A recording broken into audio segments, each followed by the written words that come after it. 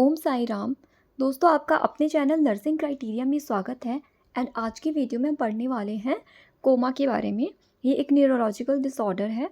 And आप अगर GNM BSc में हो तो आपकी ये मेडिकल सर्जिकल नर्सिंग के सब्जेक्ट में आपको कोमा का एक टॉपिक पढ़ने को आता है, जो कि कोमेटोस पेशेंट के बारे में हम इसमें पढ़ते हैं। इसकी हम देखने वाले हैं आज की वीडियो में definition, causes, clinical manifestation, treatment and nursing management. तो कोमा का पेशेंट आपने टीवी में और मूवीज़ और सीरियल्स में देखा होगा, बिल्कुल बेहोश पड़ा होता है, अनकॉन्शियस होता है, यानी कि वो बिल्कुल। और वही पेशेंट को हम कहते हैं कि भाई ये कोमा में है, कोई रिस्पॉन्स वो नहीं करता है। और ये आज हम इसके बारे में पढ़ने वाले हैं। तो चलिए स्टार्ट करते हैं आज की वीडियो को। फर्स्ट ऑफ ऑल कोमा की डेफिनेशन देखते हैं। Coma is a state of prolonged unconsciousness which is characterized by following features: patient is unable to move voluntarily, patient unable to respond verbal stimuli, patient may have improper response to painful stimuli, alteration in pupillary response to light. So friends, coma का patient बिल्कुल unconscious हो सकता है वो brain dead की वजह से ऐसा कुछ हुआ हो, या कोई ट्रॉमा या कोई हेड इंजरी की वजह से ऐसा हुआ हो। बहुत से इसके कारण हो सकते हैं। तो पेशेंट ना ही आपका डिसऑरिएंट होगा, ना ही वो क्या कहते हैं सेमी कॉन्शियस होगा, बिल्कुल अनकॉन्शियस बेहोश होगा, कोई होश हवास नहीं है। ठीक है, ये होता है। पहली लाइन में तो यही आप समझ गए होंगे। दूसरा इसमें क्या बताया है कि भाई वो वॉलेंट्रीली मूव नहीं करेगा, पेशेंट खुद से वो मूवमेंट नहीं करेगा, कोई सेकंड पर्सन आकर ही उसको हिलाएगा डुलाएगा। Patient is unable to respond verbal stimuli, अगर उससे आप बात करोगे कि हाँ भाई आप कैसे हो, उठो, आपका नाम क्या है, वो कुछ भी वर्बल स्टिमुलाई का, कोई भी आपकी बात का जवाब नहीं करेगा, नॉट रिस्पॉन्ड करेगा। वो अनेबल टू रिस्पॉन्ड, हो सकता है उसको सुन रहा हो बट वो रिस्पॉन्ड नहीं करेगा बिकॉज वो अनकॉन्शियस है। तो ऐसा भी हो सकता है कि उसको सुन ही नहीं रहा है, और बल्कि तो वो पहली बात तो ये है कि वो रिस्पॉन्ड ही नहीं करेगा। पेन भी उसको देंगे, जैसे कि यहाँ लिखा है कि पेनफुल स्टिमुलाई का भी कोई रिस्पॉन्स नहीं होगा। Improper response to painful stimuli, हो सकता है थोड़ा बहुत वो हरकत में आ जाए, बट पेनफुल स्टिमुलाई से आप उसको आप झकझोरोगे, उठाओगे, तो भी कोई रिस्पॉन्स आपको देखने को नहीं मिलेगा। ओके, जैसे कि हम हॉस्पिटल में मोस्टली न्यूरो वार्ड्स में चूटी काट के देखते हैं कि पेशेंट को पेन हो रहा है या नहीं, उसका जीसीएस चेक करते हैं। तो फिर ये चीज़ें जीसीएस से पता चलती है, हम मोटर रिस्पॉन्स पेशेंट का चेक करते हैं। नेक्स्ट इसमें है अल्ट्रेशन इन pupillary response. Pupillary response normal क्या होता है कि जब आँख में टॉर्च लगाते हैं तो जो प्यूपिल है वो कॉन्ट्रैक्ट करता है, डायलेट होता है, छोटा बड़ा होता है, आपने देखा होगा। तो कोमेटोस पेशेंट का, जो कोमा पेशेंट है, हो सकता है वो प्यूपिलरी रिस्पॉन्स भी ना करे, उसका प्यूपिल्स हो सकता है डायलेट हो ब्रेन डेड की वजह से, ऐसा भी कुछ आपको देखने को आ सकता है। तो ये चीज़ें कोमा वाले पेशेंट में हमें देखने को मिलेंगी। इसके क्या क्या कारण हो सकते हैं, कोई पेशेंट कॉन्शियसनेस में कैसे जा सकता है, कैसे अनकॉन्शियस है, क्यों वो कोमा में है, उसके कारण देख लीजिए। कॉजेज़ में आता है फर्स्ट ब्रेन ट्यूमर, एक ये कारण है। हेड इंजरी हुई हो, कोई ट्रॉमा हो एक्सीडेंट की वजह से, तो पेशेंट कोमा में जा सकता है। होता है कई बार एक्सीडेंट हो जाता है, कुछ ट्रेजेडी हो जाती है किसी के साथ, तो फिर पेशेंट कोमा में चला जाता है। सेरिब्रल हेमरेज, कोई ब्लीडिंग अगर ब्रेन में हो रही है इंटरनली, तो उसके बाद सब ड्यूरल हेमेटोमा, एक ये कारण है। अगर आप न्यूरो के वार्ड में जाते हो तो एसडीएच के पेशेंट हमें काफ़ी देखने को मिलते हैं, इनके जीसीएस में भी अल्ट्रेशन देखने को मिलती है, बिकॉज सब ड्यूरल हेमेटोमा उनका होता है। तो मैंने न्यूरो वार्ड में काफ़ी काम किया है, तो इसलिए एसडीएच के पेशेंट वहाँ बहुत बड़े देखने को मिलते हैं। हाइपोक्सिया एक ये कारण है। तो इसमें क्या होता है कि lack of oxygen supply to the body tissue, जो हमारे बॉडी टिश्यूज़ हैं, ब्रेन के टिश्यूज़ हैं, उसमें ऑक्सीजन प्रॉपर नहीं जा रही है। तो ऑक्सीजन नहीं जा रही है यानी कि प्रॉपर ब्लड वहाँ नहीं पहुँच रहा है। ठीक है, ब्लड सप्लाई नहीं है, ऑक्सीजन सप्लाई है, न्यूट्रिएंट्स ब्रेन को नहीं मिल रहे हैं, तो वहाँ के सेल टिश्यू डेड होना शुरू हो जाता है, पेशेंट कोमा में जा सकता है। हाइपोक्सिया की कंडीशन इसको बोला जाता है। अगला पॉइंट है हाइपोग्लाइसीमिया, यस, एक ये भी कारण है।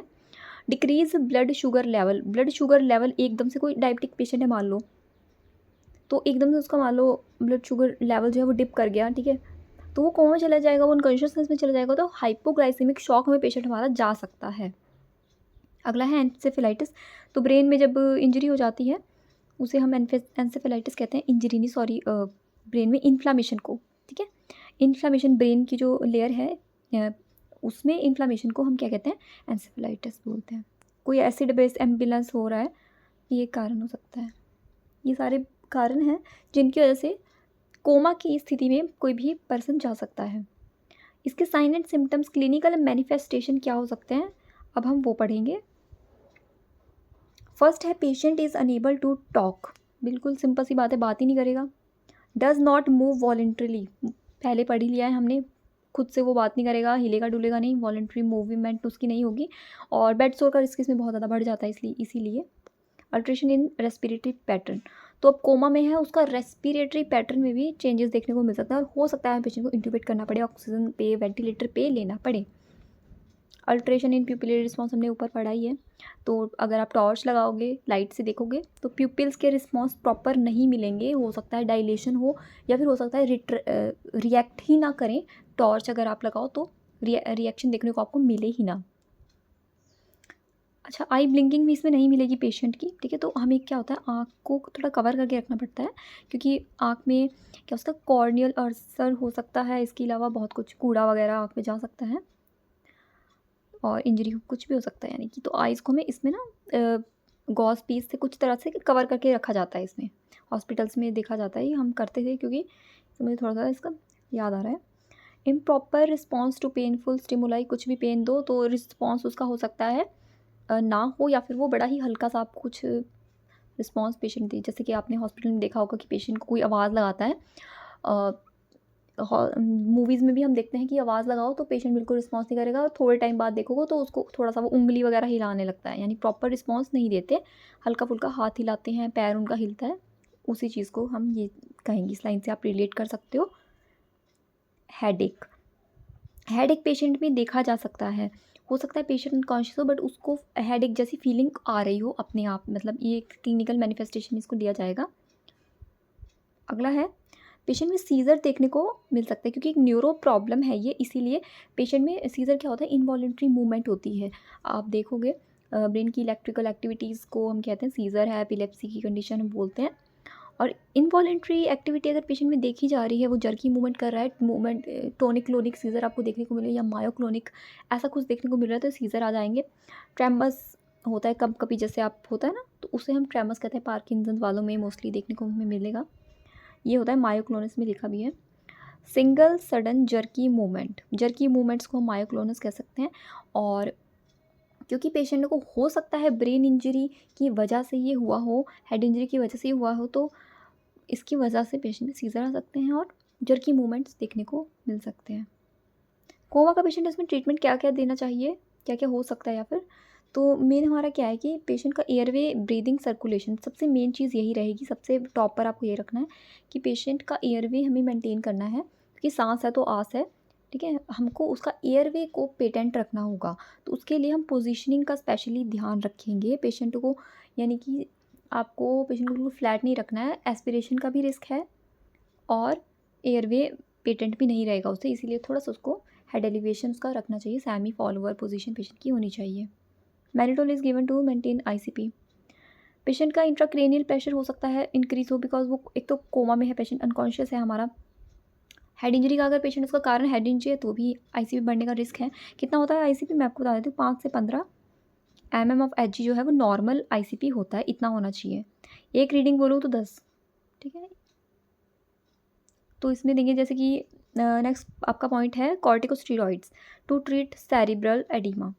तो कॉर्टिकोस्टेरॉइड बिकॉज इन्फ्लामेशन को रिड्यूस करने के लिए दिया जाता है, सो ये मेडिसिन दी जा सकती है। मैनिटोल से क्या होता है, मैनिटोल यहाँ पे मैंने बताया नहीं, इससे आईसीपी कम होता है, ऑस्मोटिक डायूरेटिक के अंदर ही आएगा और आईसीपी को रिड्यूस करने का ये काम करता है। इंक्रीज आईसीपी की ड्रग ऑफ चॉइस में हम इसको मैनिटोल को लेते हैं। एंटी कन्वर्जेंट्स दिया जा सकता है, जैसे कि फेनोटॉइन है, तो ये क्यों दिया जाएगा, अगर पेशेंट हमारा सीज़र वाला है तो उसके लिए फेनोटॉइन भी दिया जाता है। न्यूरो वार्ड्स में फेनोटॉइन एक बहुत अच्छी दवाई है, पेशेंट्स को दी जाती है। एंटी कन्वर्जेंट इसका एक्शन है।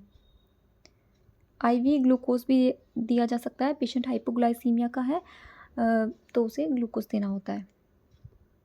यानी कि फ्रेंड्स ओवरऑल देखा जाए तो पेशेंट को हम लोग क्या करेंगे, सिम्टोमेटिक ट्रीटमेंट इसमें मेनली रहेगा, ठीक है। चलिए अब नर्सिंग मैनेजमेंट देख लेते हैं। तो फर्स्ट नर्सिंग मैनेजमेंट देखिए, administer oxygen by nasal cannula और by endotracheal tube as prescribed by doctor. तो पेशेंट कॉन्शियस है, उसको ऑक्सीजन पे या वेंटिलेटर पे हमें लेना ही होता है। हो सकता है एंड्रोट्रैकियल ट्यूब की ज़रूरत पड़े, पेशेंट को इंट्यूबेट करना पड़े, perform tracheobronchial suctioning to clear the airway. अभी पेशेंट है, कोमा में है, अपने आप से वो बाहर सलाइवा निकाल नहीं पाता, थूकता भी नहीं है, तो उसकी स्क्रीशंस को भी हमें क्लियर करना पड़ेगा। अगर लग रहा है कि स्क्रीशंस पेशेंट को बहुत है तो नेबुलाइज़र की उसको ज़रूरत हो सकती है, उसको यानी सक्शनिंग की ज़रूरत हो सकती है। तो एज़ पर रिक्वायरमेंट उसकी सक्शनिंग होनी चाहिए और 10 सेकंड से ज़्यादा सक्शनिंग नहीं करनी पड़ती है, यानी एक बार में आप 10 सेकंड से ज़्यादा देर तक वो जो ट्यूब है वो आपको नहीं डालनी है। सक्शन करते समय ट्रैकिया में डालते हैं जब हम, तो नहीं डालनी। 5 से 10 सेकंड होता है इसका। किसी बुक में आपको 10 से 15 सेकंड भी देखने को मिलेगा, बट ओवरऑल 10 सेकंड से ज़्यादा तो होना नहीं चाहिए। अगला पॉइंट हमारा है elevate the head of bed 32। हाँ, तो ये पेशेंट का जो आईसीपी है वो भी इससे मेंटेन रहेगा। आईसीपी को कंट्रोल करने के, आईसीपी को नॉर्मल रखने के लिए हेड एलिवेशन ज़रूरी है, साथ में टू प्रिवेंट एस्पिरेशन के लिए भी हमें बेड एलिवेशन रखना है। सेमी फॉलोअर पोजीशन जो होती है, सेमी फॉलोअर पोजीशन के अंदर हम 30 to 40 डिग्री बेड का हम एंगल रखते हैं। पेशेंट की पोजीशन चेंज करते रहना चाहिए हर 2 घंटे में, क्योंकि बेड सोर से हमें पेशेंट को बचाना है। अगर पेशेंट एक ही पोजीशन में रहेगा तो उसको बेड सोर हो जाएंगे, ठीक है, जख्म बन जाएंगे, तो बेड सोर को ठीक करना फिर और ज़्यादा मुश्किल हो जाएगा। और पेशेंट की स्किन को ड्राई भी रखना चाहिए। Maintain nutrition level by IV drip. तो हो सकता है कि अभी पेशेंट देखो माउथ से तो कुछ ले नहीं रहा, तो उसको आईवी ड्रिप ही देंगे हम, ठीक है। आईवी लाइन से ही उसका जो है ग्लूकोज दिए जाएंगे, उसको फ्लूइड दिए जाएंगे, NSRL जो भी फ्लूइड उसको डॉक्टर प्रिस्क्राइब करते हैं वो दिए जाएंगे। साथ में राइल्स ट्यूब पे पेशेंट है तो राइल्स ट्यूब से उसको फीडिंग दी जाएगी हर 2 घंटे में, 3 घंटे में, जैसे डॉक्टर प्रिस्क्राइब करते हैं। और हो सकता है उसको गैस्ट्रोटोमी करी जाए, तो जिसको हम कहते हैं पैग, तो उसके द्वारा उसको फीडिंग दी जाए। परक्यूटेनियस जो ट्यूब होती है गैस्ट्रोटोमी हम करते हैं, सो ये भी किया जाता है। परक्यूटेनियस एंडोस्कोपिक गैस्ट्रोटोमी से कहते हैं। पोजीशन हमने चेंज कर दी पेशेंट की, ड्रिप पेशेंट को लगा दिया। अगला क्या है, हाँ, provide mouth care and perennial care. इसका भी हमें ध्यान रखना होगा। पेशेंट क्योंकि खुद से काम नहीं कर रहा है, इसीलिए हमें माउथ केयर भी पेशेंट को ओरल केयर करते हैं। आप गॉस पीस के द्वारा क्लोरहेक्सिडिन से या बीटाडिन सॉल्यूशन आता है, उससे पेशेंट का माउथ क्लियर के लिए सॉल्यूशंस आते हैं, उससे हमें पेशेंट का माउथ क्लियर करना पड़ेगा। पेशेंट का साइड रेल ज़रूर लगा के रखना है पेशेंट, ताकि फॉल ना हो, कहीं पेशेंट नीचे ना गिर जाए और फिर ये नेग्लिजेंस या माल प्रैक्टिस के उसमें आ जाएगा, काउंट किया जाएगा।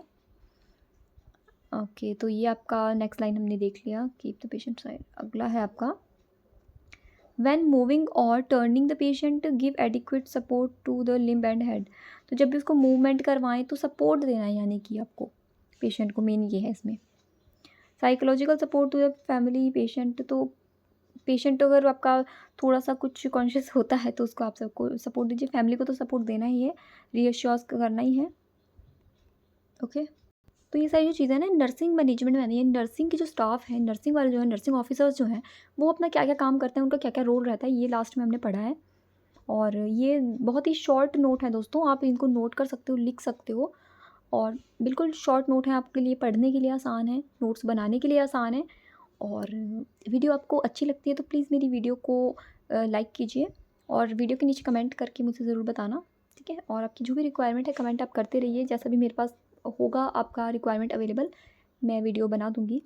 थोड़ा सा टाइम की कमी है, तो फ्रेंड्स आप चैनल में बने रहिए हमारे साथ, और वीडियो जैसे आती रहती हैं तो उनको प्लीज़ देखते रहिए। आपके इन्फॉर्मेशन आपकी, यानी आपसे पढ़ाई की से रिलेटेड है, ऑफ कोर्स ये सबके लिए नहीं है, नर्सिंग स्टूडेंट्स के लिए मोस्टली ये चैनल है। तो प्लीज़ अपने स्टूडेंट्स के साथ, अपने जो दोस्त हैं, यार दोस्त हैं आपके, उनके साथ हमारे वीडियो को शेयर कीजिए। Thank you.